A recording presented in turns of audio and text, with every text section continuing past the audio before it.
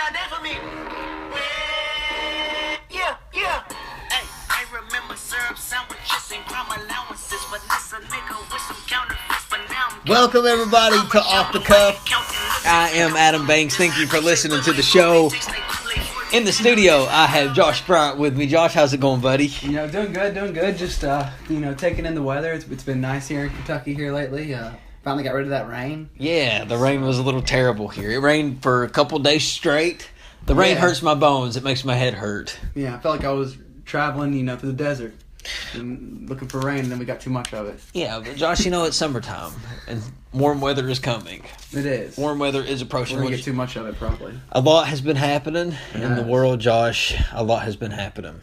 Tiger Woods, have you heard about Tiger? Yeah, I think Nike released a statement saying he got in trouble. Well, yeah, he got in trouble. He got a DUI. He was arrested for being under the influence of some type of prescription medicine. Wasn't he just sitting in his car? Huh? With it running? Yeah, well, he was basically sleeping. Yeah. Yeah, he was sleeping, and he just kind of fell asleep. Cops pulled up, saw that he was very messed up under the influence, and took him in. Yeah. Doesn't look good on his record. Well, here's what I have to say about the whole thing. He's still rich. And at the end of the day, what does he have to lose? He's still rich. He's still going to be sitting in his mansion. Image? Who cares? He golfed 10 years ago. Tiger Woods is going to be remembered as a guy who transcended golf. And he did. Agreed. But nobody transcended a sport more than Tiger Woods did. Tiger Woods took... Sport in general? Yes. Okay. You can't name a person. There's been several people who have changed basketball. Michael Jordan, LeBron James, Kobe Bryant, Magic Johnson, Larry Bird. They've all changed the game in some way. But only one person has changed golf. But only one person has changed golf, and that's Tiger. And nobody has wanted to be a golfer until Tiger Woods come along. He made it cool to like golf. It's a good argument. So I don't think that this is going to be something that's going to stay with him. I think it's going to be today's news. And then tomorrow, it's not even going to exist anymore. I mean, yeah, he's not in his prime anymore, so it doesn't hold as much emphasis or as much, power like when he had his issue with his wife, and that happened. Yeah, so that was a much bigger deal because he was still in his prime. You know what I mean? So just like when Kobe had his issue with his wife, that was a big deal because he was in his prime. But now it's not a big deal anymore. Yeah, people usually forget about everything. Everything is always forgiven. It just takes time. How does that work? That's what I was going to say. Time heals all. It does. It just takes time. And you're going to suffer through it. You're going to lose a lot of sponsors, but it just takes time. And it's not like Tiger has any sponsors to lose. Nike's not going to leave him. Well, I mean, does he still get sponsored by Nike? Yeah. Nike had to release a statement about it. Really? Pretty sure. So Nike was the people who really... That's who you heard it from? No, but I'm sure Nike released a statement about it, Yeah, well. That, even though we endorse Tiger Woods, we don't, endorse his extra activities. And what luck for Tiger, though, to have this news exposed right in the middle of the NBA Finals when everybody's paying attention to sports. But, it's in the downtime because there ain't no games going on. So nobody had anything else to talk about except his DUI. That's very true. Yeah, the last 2 days have been talked about a lot. Yeah. Well, until today, because LeBron James's house got broken into, Josh. Yes. Somebody broke into it, and it's different. It's not the regular break-in. Somebody broke in and wrote a racial slur on his house. So they also didn't want to steal things. They wanted to get a point across, obviously, what they thought of him. Yeah. Maybe try to say this is what the world thinks of you. And what a thing to happen on the eve of the NBA Finals. Oh, yeah. I mean, what a terrible thing. Racism, unfortunately, is still very alive in America. And even more so in the last couple of years, we've seen that and people have talked about it more so than, supposedly in years. So, unfortunately, this proves that it reaches all levels. Whether you're rich, it doesn't matter. If you're black, you can still be affected, unfortunately. Or any race. I mean, depending on if racism, chooses you. You could be white and you could be rich, and if someone, people could choose you too. But it's more likely to happen if you're black. A racial slur that was wrote on LeBron James's house. I think they wrote the N-word. More than likely, and it hasn't been released. Yeah, I read somewhere that they wrote the N-word. That's what was spelled out on LeBron's house. Wow. And LeBron had his press conference, and he said that it doesn't matter how rich you are, how famous you are. It's still hard to be a black man in America. And, we don't know what it's like to be black. We don't. We don't. We can talk about it all day about, yes, we know racism is alive, but we don't really know what it's like to be black. So we can't speak for black people. But I will say this. I don't think, when I speak on racism, I don't think that, the white man should be always put as the racist against the black race. And I hope that LeBron's not pointing that, saying that like it's a white person who did this and like get the whole black versus white, because that's what it always seems to be when it comes to race. Yeah, but is black versus white, and I don't think it's the white people that are so racist. Agreed, but there are a lot of racist black people. It probably wasn't a black person who broke into Lebron James's home and wrote the N-word. It was probably a white person. More than likely, it probably was a white person. People talk about racism between white and blacks more than they should. But, But all this is doing, granted, LeBron didn't start this. And LeBron is just speaking out against, he just made his comments. But it's hard to really make a point. It's basically, racism is still very much alive. And we wish it wasn't. Yeah. It really is. Because, racism is disgusting, Josh. Agreed. And anybody who is racist... shows your unintelligence. Well, not only that, how it just intelligent it just shows your indecency as a human being. To dislike somebody because of the color of their skin. Where they were born. Yeah, Who it was ridiculous. are you to just not like somebody based on the color they are? I would be offended if a black person said, or a Chinese person, or anybody of a different race says, I don't like you because you're white. Well, it's like saying, to an extent, like, well, I'm racist against people who are, over 5'10", who are over the average height. You're just doing that. You choose that. Why? Because they were born that way? You're just, like, height is just random and you're born that way. So is color. You're just brought into life and you're just a color. Yeah. And if you can't appreciate, like, the differences that other people have, then if you can't appreciate the different qualities that other people possess, you don't deserve to just be a part of society. Like, what a waste. Like, you got to accept others. Agreed. Because everybody's different. Everybody has different qualities. And sometimes there's things that we can't help. And race is 100% something we cannot help. We're born that way. How dare anybody dislike somebody because of that? So it's just a terrible thing. But Josh, you laughed at me when I was making my little list of the things to talk about. You couldn't read it. Your handwriting is And what did you think it said? We need to get Banks another... What did you think it said? Read it. Marvy King. No, you read it correctly a while ago. Yeah, well, the first time I read it in my head, I said it out loud, it was Marvy King, but it says Mary Kay. It says Mary Kay, and the reason I have Mary Kay written down, ladies and gentlemen, is because, those who know me know that I'm a college professor. That is my primary position. And Mary Kay Laterno was a teacher who had sex with her 8th grade student, and they ended up having a relationship. Mary Kay went... Wasn't ready for this news. He's yet to tell me this news. He loves to do it to me over the air. So he's looking at my facial expressions right now, and my eyes are very big because I just did not. I took this to be about the company Mary Kay. No, not the makeup. It's not the makeup. It's about a teacher instead. Mary Kay goes to prison, and the boy waits for her. So basically, she gets out of prison. They end up getting married, have kids. They have kids. They are in love, and they're. It was just bizarre that they fell in love at the time they did. She was a teacher. She was actually married with a family when she slept with him. There's a movie about it. I can't believe you've never heard about this story. What's the movie called? But anyway, I think it's called The All-American Girl, because she was a beautiful blonde, woman who fell in love with just, love is a crazy thing. But so they say. So yes, now. The big story, though, of why I brought this up is I looked online this morning, and Mary Kay Laterno was trending. So I clicked on her name because I hadn't heard it in a while, and it said after 20-some years in her relationship with her boyfriend, they have broken up. So now, after all of that jail time, all of that controversy, all of that news media, their relationship is now over. But they have a couple kids together.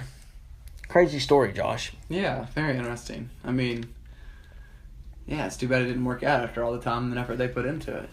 and trying to show the world that, Yeah, I mean, they were showing the world that, hey, they really were in love. It wasn't a fling. I mean, it was what it was. It was a disgusting thing at the time because he was in 8th grade, she was a teacher, and she crossed the line, and it was child molestation.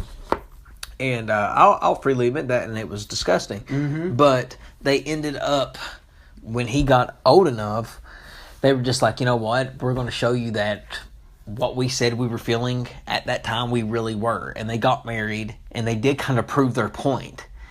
And, I think their point is still been proven. I think they lasted they were in love at the point. They lasted 20 years. They is lasted a valid marriage. They lasted long enough. If we were to look up marriages right now and see how many crashed before 20 years, it'd be an ugly number. Yeah, they lasted long enough. So, just like most people, they ended up in a divorce. But yeah, are you looking her up right now? Yeah, right now I am. I'm looking at her. She's kind of cute. Yeah, she's a that was her attractive woman. in the green sweatshirt there. That was her in court. And that's during all that time. That's a picture of them right there. Yeah. See how young she looks? Mm-hmm. She was a young lady. But yeah, so I just wanted to mention that, and I did a show on this a couple episodes back. It was called Too Hot for Teacher, and it was talking about a teacher who slept with a student. It's something that happens a lot, Josh, is student-teacher relationships. Oh, more than what we realize, yes. Oh, yes. I mean, teachers are in somewhat of a, role of leadership. They have authority, and women are attracted to that. And men can be attracted to that too.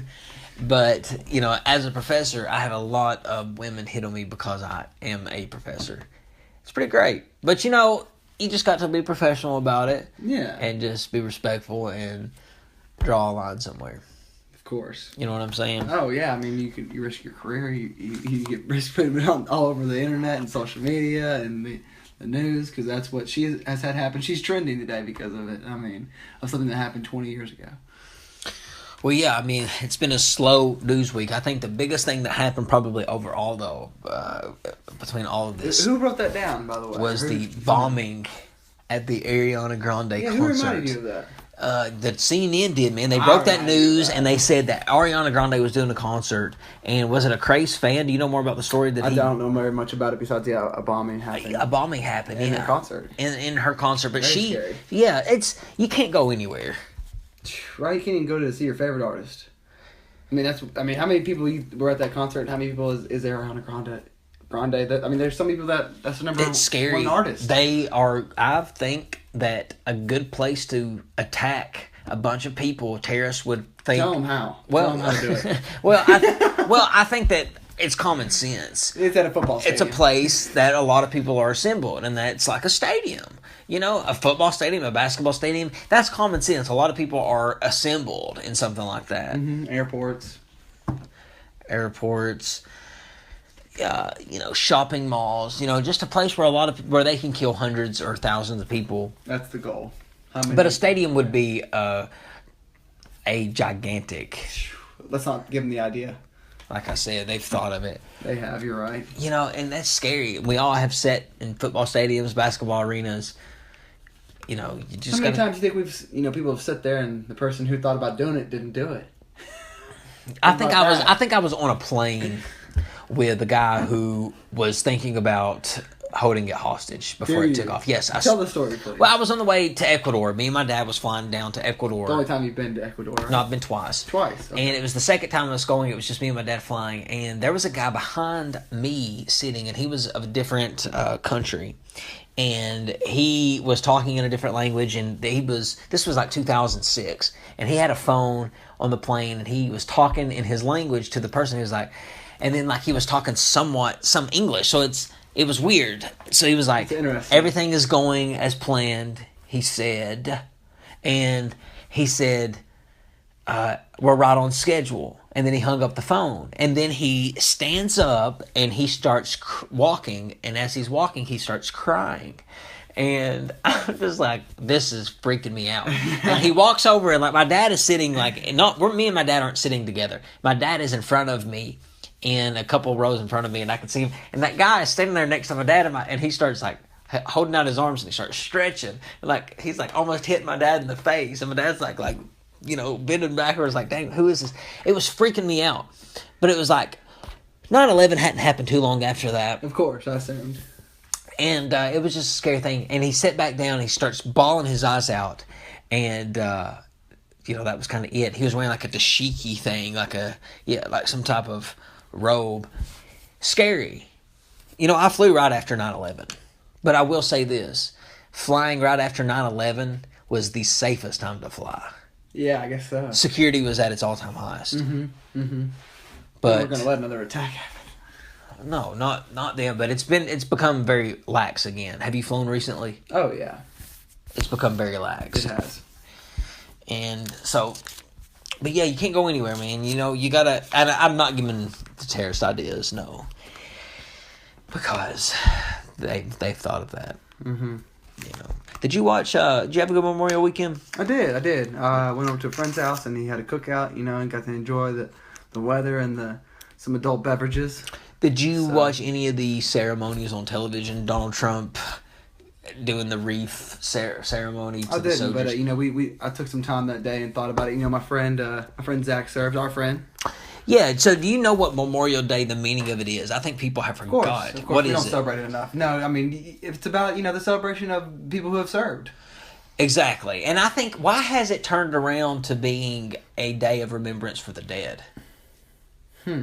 Do you think that it's turned into that? Or it has. Or do you think people... Because I've noticed that people will take flowers up to their mommy and daddy's gravesite, but neither of them have served in the military. So, really? That's odd and almost, yeah. So, but is that what Memorial Day has turned into? A day of remembering the dead? Or is it a Not day... for me. Right. I thought it was supposed... I'm just making sure I'm on the same page as everybody else. To me, I thought Memorial Day was a day that we remember those who have served in the military and who have passed. Correct? Yes. So, unfortunately, America does not treat it that way as it used to. Yeah. Obviously. So it is definitely It's almost more of a day of grief, yeah. A day of, just the dead. Not just the ones who have served. And it doesn't have to be the ones that have died, they're people just served in general. Our friend Zach who hasn't died. Yeah. That's true, yeah, it's an honor. But I think that's more like Veterans Day. Memorial is to remember. It's immemorial. That's for the dead. Yeah. Not really Zach. Zach would be like veterans. Oh, okay. I guess. Stand corrected. Maybe so. Maybe I don't stand corrected. You definitely do. Well, Josh, I want to thank you for listening, or for being here on the show. Guys, I want to thank you for listening. What are we going to tune out to? I know you've been looking at Kay Laterno over there, but we need to get our producer over there to rock us out with some... We got Humble? We played Humble. Oh, we got some DJ Khalid. I'm the one. DJ Khaled. Thanks for having me. That's right. No problem. We'll see you later. We'll see you later, everybody. The next episode. I'm Adam Banks. This has been Off the Cuff.